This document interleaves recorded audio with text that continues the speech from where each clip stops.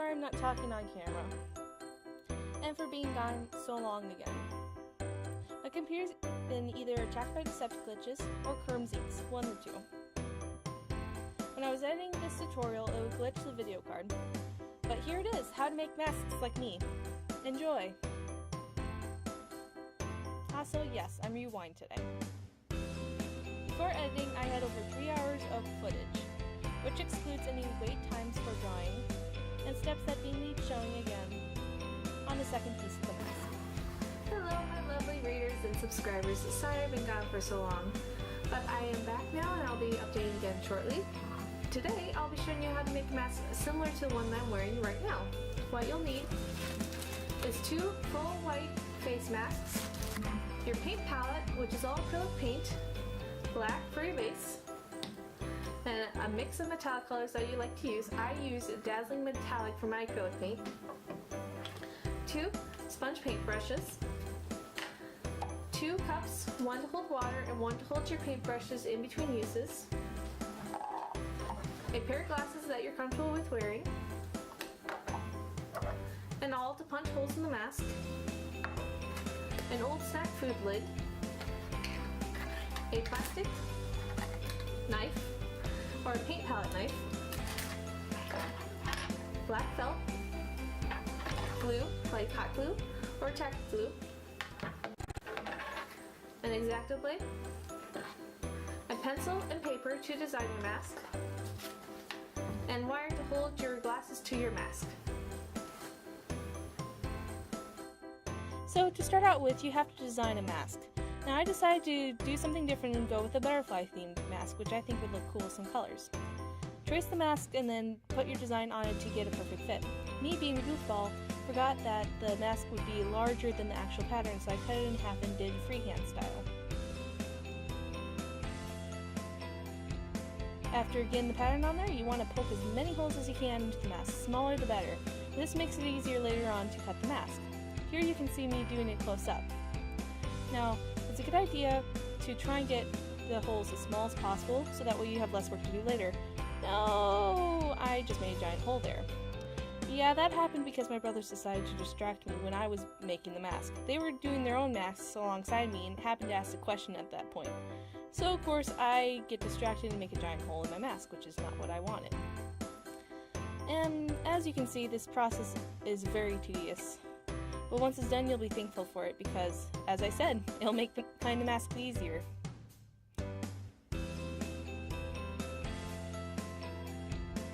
And awesome camera work there. Yep. I'm a wee bit of a dork. Now to the fun part, X-Acto blade. You want to have a cutting mat underneath, of course, so you don't cut your beautiful table that you're working on. And carefully use the dots kind of like you would as a connected dots in a coloring book to cut out your mask. And after that, you want to try and shave down the edges for a smooth effect. Because if you don't shave off the edges, you'll get a bumpy texture that looks very rough. And eventually I will show you, oh, here it is. Here I'll show you the smooth part versus the part that still needs to be whittled down. And you can see how big of a difference that makes on the mask when you smooth out the edges after you've cut it out. And this place can take a while and creates a huge mess, so I highly suggest vacuum. Clean it up.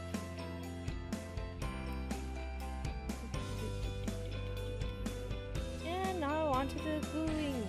If you have any areas of the mask you want raised later on, you'll want to add hot glue to the mask to create that effect, so that way when you paint it over, it'll look like it was already part of the mask.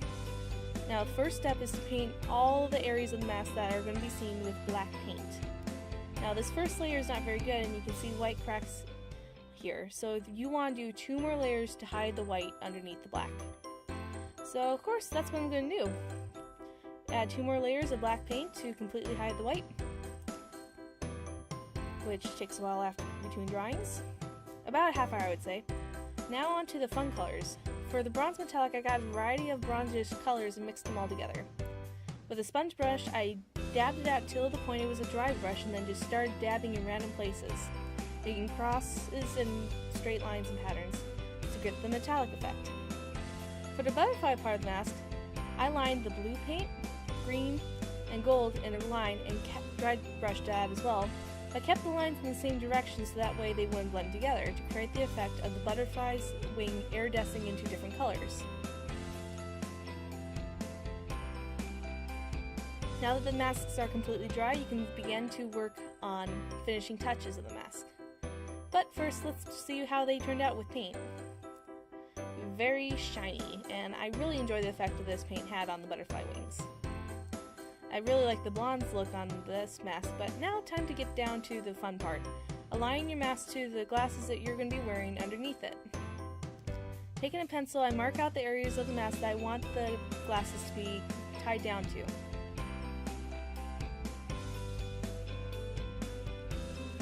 And thicken those lines up so you can see them a little bit better.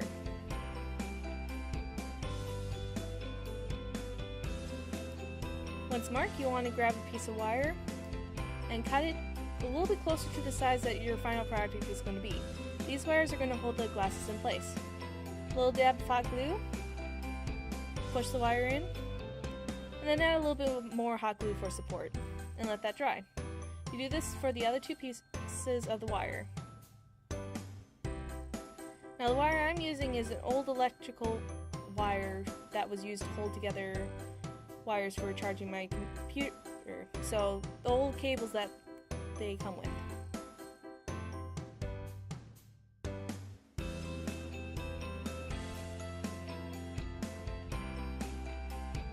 Bend it.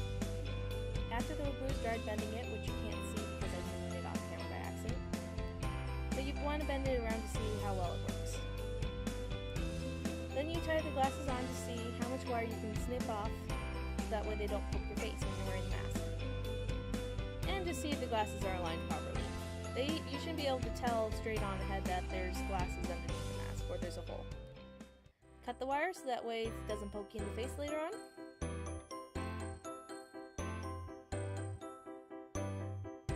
And take the glasses out.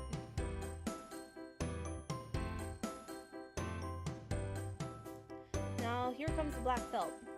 And the reason why we're doing black felt here instead of paint is because I do not trust the paint on my face. First you start out with a line down the center to glue the felt to. And then as you're going away from the center, glue the felt down to the mask. When you get to the wires, poke holes in the felt and pull the wires through the holes in the felt and then glue it all down. I'll repeat this process going the other way to get the felt as tight as possible to the mask base.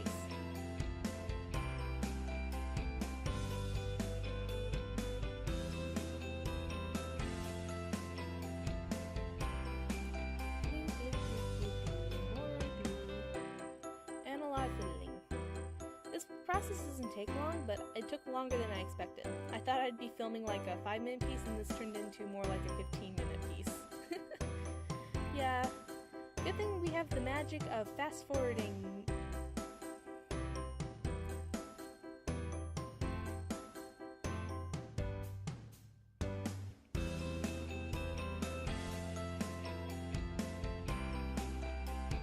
And my video editing is weird because, of course, the camera would shut down at random points, and I wouldn't notice it shut down until I looked up, and then I'd have to restart filming. And of course, you can't go backwards when you're filming, so you just have to work with the film that you got. And my giant head keeps getting in the way. I'm sorry about that. I was very, very focused during this piece. Once all glued down, one more spot. Yep. You want to pull the felt away from the mask to see if there's any spots that you want to glue down just to make sure it's completely to the edge. Alright, now that it's all glued down, you want to start cutting it. First I start with the outside of the mask because that's the easier bit to work with and gets rid of most fabric so you don't have to deal with it later on. And you can save this fabric for other projects like making eyes for plushies and things like that.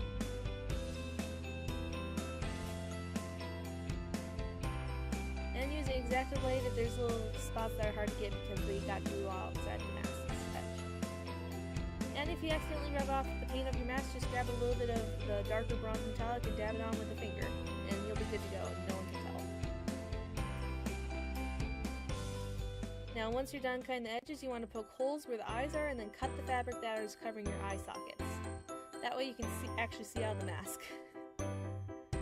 An X-Acto blade helps with this step because glasses are very hard, well, not glasses, scissors I should say, are very hard to get inside the mask because of how curved it is.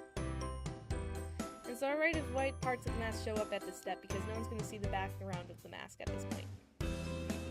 Alright, with spacers in between the layers, you want to put your butterfly layer on top of your bronze tree layer, as I call it. Now this step takes a while because the two masks do end up warped after cutting, so it takes a while with filling with hot glue and just pressing and waiting for it to stick. I find hot glue works better than other glues because when I tried E600, the paint rubbed off the mask after applying the glue, which did not work in my favor, so I stuck with hot glue. It does mean the mask is going to be delicate and will from time to time need regular maintenance with hot glue, but I think it's worth it to get the effect I want.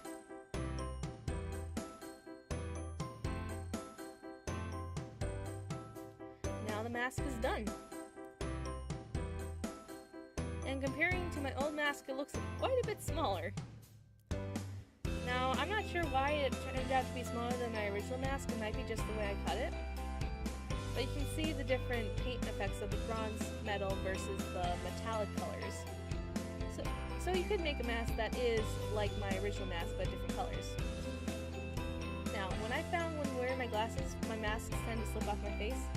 So I used this little band that I got from an old flotation device for my glasses.